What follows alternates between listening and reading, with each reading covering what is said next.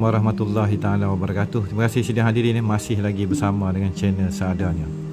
Pada sidang kita pada hari ini, di bumi Melayu segala-galanya bermula, iaitu di bumi Melayu inilah segalanya sejarah dunia bermula.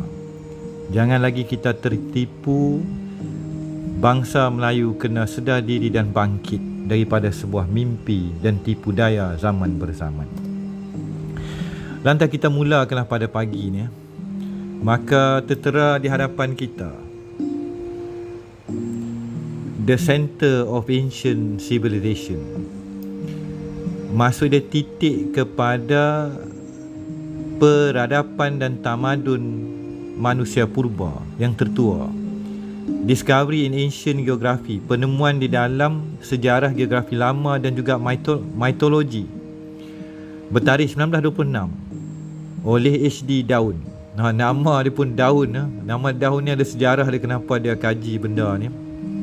Lantas kita tengok The Quest of the Center of Early Civilization, iaitu pencarian kepada titik tamadun manusia yang pertama sejak Nabi Adam. Bolehlah dikatakan seperti berikut. Afrika may be ruled out, tertolak. Egypt tertolak, Semitik, Arabia, Hebrew tertolak, Babilonia tertolak, Cina pun tertolak. Jadi kita akan sambung sekali lagi, ada selingan sikit.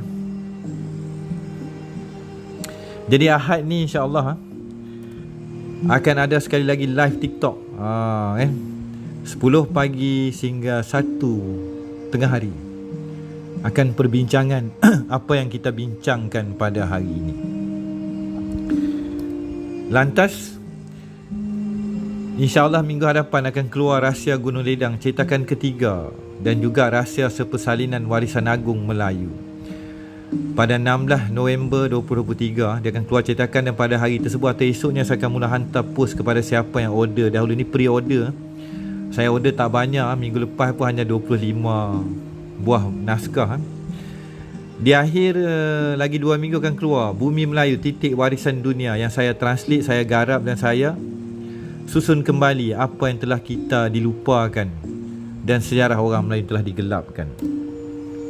Lantas kita kembali kepada sejarah hari ini. Chapter 1 daripada buku tadi, tulisan primitif dan bahasa yang tertua di muka bumi. Kita tengok Irrawaddy Valley dan the Strait of Malacca, dan sejarah sebenar Melayu petani yang digodam daripada utara sehinggalah kepada sempadan Kedah sekarang. Cerita ni sedih. Kebanyakan kisah tidak bermula di sana. Kebanyakan kisah yang ada di dalam kitab-kitab tua sebenarnya bermula di semenanjung tanah Melayu. Jadi lagu mana kita nak mula? Ni kena seimbang pada sidang live lah, baru sedap sikit. Jadi kalau kita tengok, ramai orang claim civilization di India, tapi pengkaji ni telah menidakkan. Nampak di bahagian bawah tu tulisan Phoenician ataupun lebih kerap digunakan oleh Bugis, Order Malay Archipelago. Jadi inilah antara pergaduhan dan skirmish di antara wilayah Hindia sana, Delhi sana atau Delhi kat sini Nama Delhi ni Kesultanan Melayu Delhi telah hilang ditelan di zaman. Lantas pada hari ini kita orang Melayu adalah sebenarnya sebuah bangsa yang merupakan tulang tunjang teras kepada kisah Nabi Adam dan sebuah kisah akhir zaman. Jadi cerita kita kena Kitai ni, ada people called Katai, Assyrian, Cekta, Egyptian, Hittite dan Syria. A genuine historical character? Adakah mereka telah salah?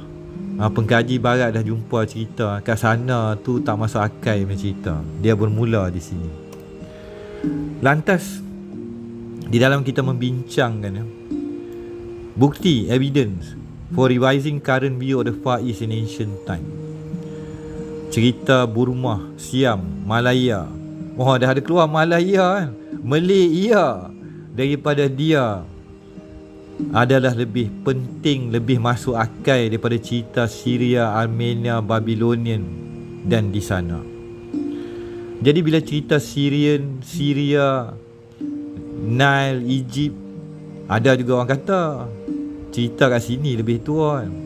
Jadi kalau itu kita akan menimbulkan polemik. Apakah polemik dah?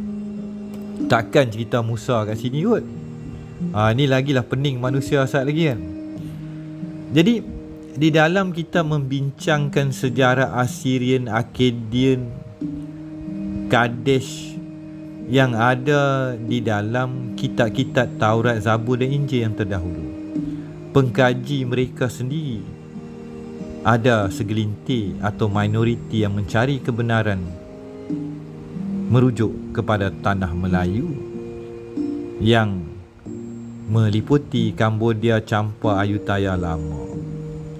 Jadi insya-Allah dalam kisah yang berikutnya kita bakal bertemu kembali di dalam babak tanah Melayu, warisan Melayu, bahasa Melayu, kisah-kisah zaman langka. Maka di kala ini dunia seperti mana pengkaji barat tengah bingung. Kenapa manusia merujuk kepada dakwah hitam dan sejarah-sejarah yang tidak masuk akal, dan akhirnya tetap akan wujud di kalangan pengkaji yang mahukan kebenaran yang hakiki. Andai kita tetap melihat dakwah hitam, kita tidak akan memandang cahaya. Maka inilah sebuah kisah akhir zaman. Orang Melayu hendak menapak ke mana? Mengenali daripada ujung rambut sehingga hujung kaki. Sebuah sejarah peradaban manusia di muka bumi. Berbanding dengan mereka yang menyembah api dan berhala, wilayah Melayu adalah wilayah tauhid. Mentari ketuhanan, cahaya pelita Dian, sebuah legasi bangsa yang agung. InsyaAllah kita akan bertemu dalam babak berikutnya. Wabillahi taufiq wa hidayah. Assalamualaikum warahmatullahi taala wabarakatuh.